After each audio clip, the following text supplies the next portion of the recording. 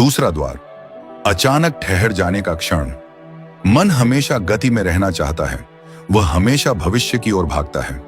शिव मन की इस आदत को तोड़ने के लिए एक बहुत ही अद्भुत और चौंकाने वाली विधि बताते हैं। शिव कहते हैं, हे पार्वती, जब तुम किसी कार्य में बहुत व्यस्त हो, या जब कोई बहुत गहरी इच्छा उठे, या जब बहुत तेज क्रोध आए, तो उसी क्षण बिना एक पल गंवाए जहां हो वहीं ठहर जाओ।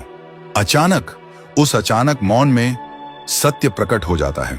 कल्पना करें, आप किसी व्यस्त मार्ग पर चल रहे हैं, मन भविष्य की हजारों योजनाओं में पूरी तरह उलझा है। आप किसी से बात कर रहे हैं या कुछ सोच रहे हैं, और अचानक आप अपने ही शरीर को एक अत्यंत कठोर आदेश देते हैं, रुक जाओ। आप जहां हैं, जैसे हैं, बिल्कुल पत्थर की मूर्ति की तरह खड़े हो जाते हैं। आपकी आंखें जहां देख रही थीं, बिना पलक झपकाए वहीं देखती रह जाती हैं।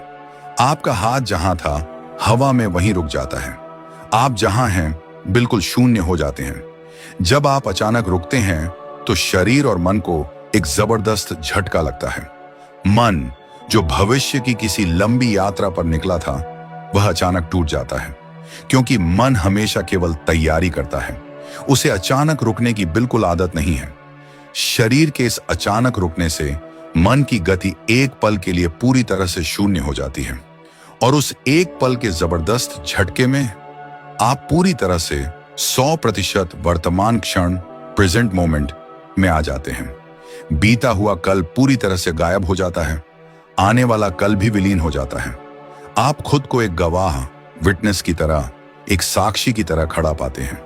शिव कहते हैं कि जो इस अचानक ठहराव की कला को सीख लेता है, वह मन को धोखा देना सीख लेता है, क्योंकि मन केवल गति में जिंदा रहता है। ठहराव में मन की मृत्यु हो जाती है और चेतना अपने पूर्ण प्रकाश के साथ जाग उठती है। तीसरा द्वार, गहन मौन में प्रवेश, ध्वनि का शून्य में विलीन होना।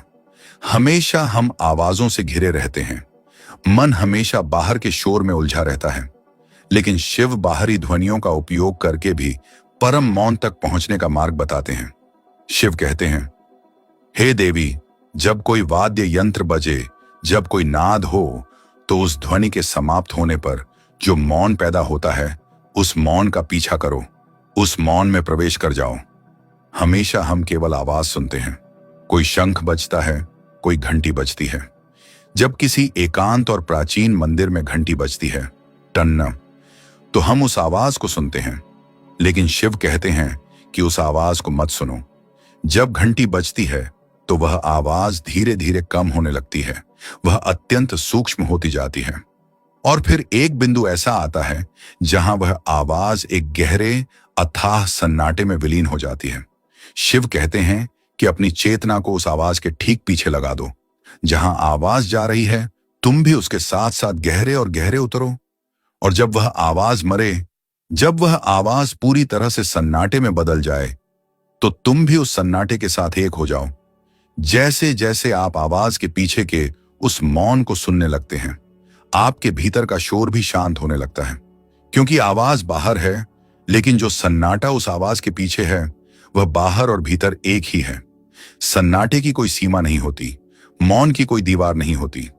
उस असीम मौन में डूब जाना ही अपनी आत्मा का सीधा स्पर्श करना है।